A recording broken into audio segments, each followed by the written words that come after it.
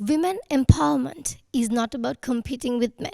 It is about standing together as equals. Hello everyone, so we are here today at the Lakshman Khadragaman Institute for a panel discussion co-organized by the Embassy of Japan in Sri Lanka, partnering with the Women in Management.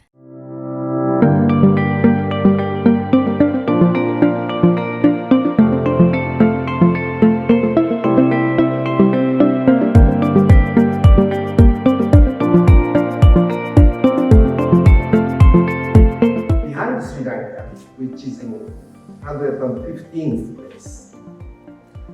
Unfortunately, Japanese society has not yet fully harnessed the power of women, and we find ourselves unable to claim that Japan as a country is a role model for developing countries in this field. Although the situation in Japan is gradually improving compared to the past, the process is lacking swiftness. It is also true with the Japanese foreign ministry, in which I have been working nearly 4 years now. When I entered the ministry, there was only one lady in my batch.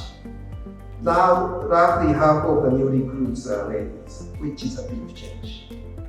But at the level of ambassadors, well, I counted yesterday how many lady ambassadors there in the world. It was easy. There are only 5 Japanese female ambassadors around the globe. This means that the gender equality at the level of entry into the professional society has very much improved, but there are still a lot of obstacles in rising up to the leadership. And this is true in the Japanese business society as well. We will hear, I think, from Michiko about how the Japanese business society is dealing with this problem.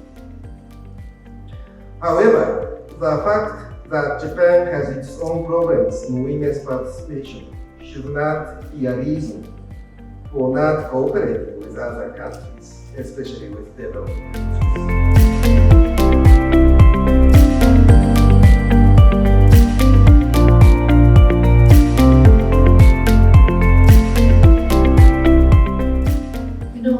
Your Excellency, you spoke about the global gender gap index for 2023, and you said that Sri Lanka is ahead of Japan. I think we're 115, that you said in your talk, and Japan is 125. Even though gender indicators with regards to health and education in the region, we top the list, we do have other areas, and we have so much to work on. Yes, of course, education, we talk about having a very high literacy rate, which doesn't reflect in the marketplace, and where we need to really work on areas of that. And talking about gender indicators with regards to health, yes, maternity mortality, infant mortality, we have reached replacement level. Fertility, I think we are under replacement level fertility at this point of time. Looking at all those indicators doesn't make us feel good about what we have achieved. There is a lot more to achieve. The World Economic Forum have ranked us at 55th place as far as when we talk about women and economy.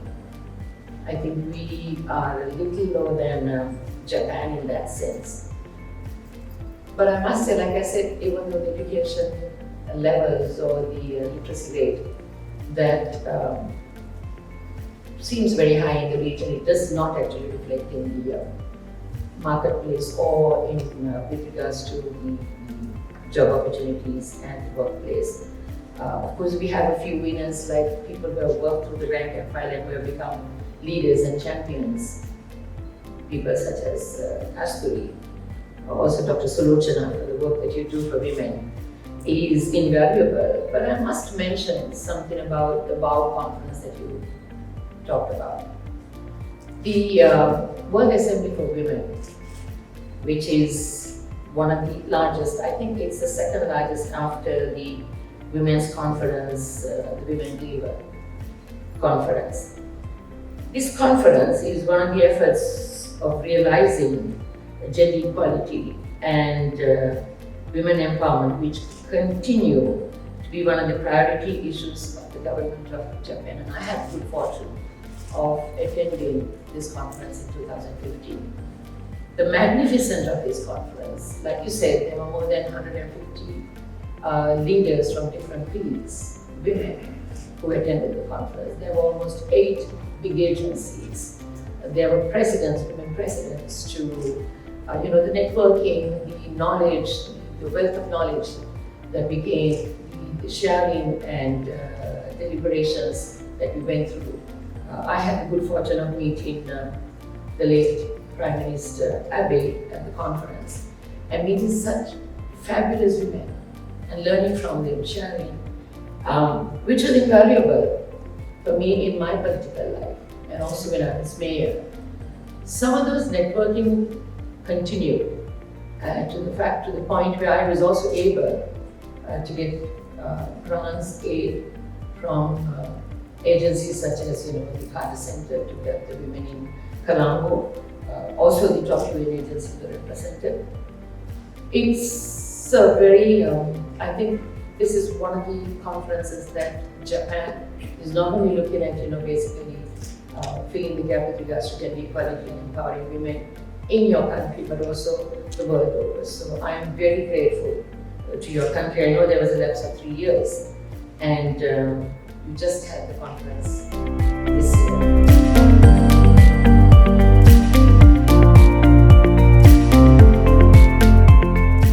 Hello everyone, so we have Michiko Akilas with us. Hi, how are you doing today?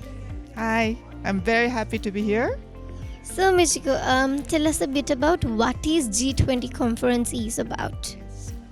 Okay, so last week I attended 2 conferences in Gandhinagar actually. And one was the G20 Empower Alliance Summit. That is a conference for all the senior women leaders. And we talk about how we could increase the number of women leaders at every position.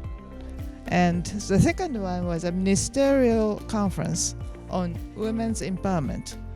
And in that conference, we talked about broader issues of women, starting with health, education, digital, all sorts of issues. So what do you think are the main challenges that women face when they are achieving higher goals? We discussed in this session, and one of the main obstacles is a mindset. If we don't think we can do something, we find a way. But if we don't think what we can do, then we just give up. And that's true not only for women, but also men. But I think women tends to withdraw very quickly. And maybe it's something to do with lack of confidence. So this is your first time visiting Sri Lanka. So what do you think about Sri Lanka? I like it very much. It's a beautiful city. I know it has some challenges too, but people are very nice, friendly, and I'd like to come back. Thank you so much for coming. Thank you so much.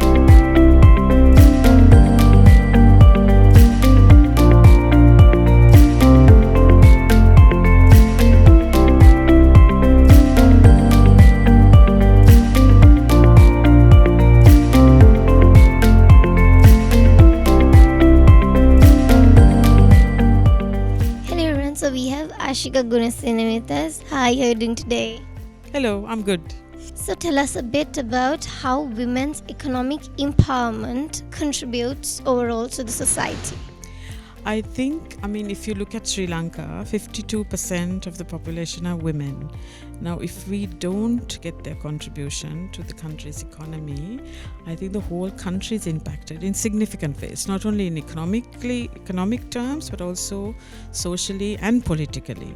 So therefore, we have to make sure that women have the same opportunities, the same access to resources in order that they can also contribute meaningfully to the economy and to be really recognized for that contribution. If you look at Sri Sri Lanka, if you look at women in the garment sector, women who migrate to the Middle East in the tea sector, about 90% of these are women.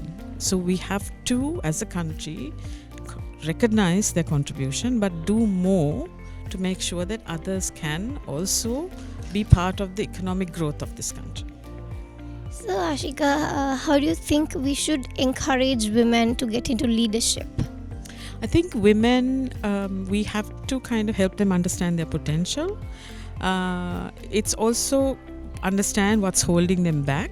Sometimes it's their skill set, their exposure, but we also have to do a lot to make sure that the barriers that are created in relation to policies, in relation to certain norms about women, are removed for them as well. So it's not enough that we build capacities of women, but we also have to do a lot more to remove those structural barriers that they have.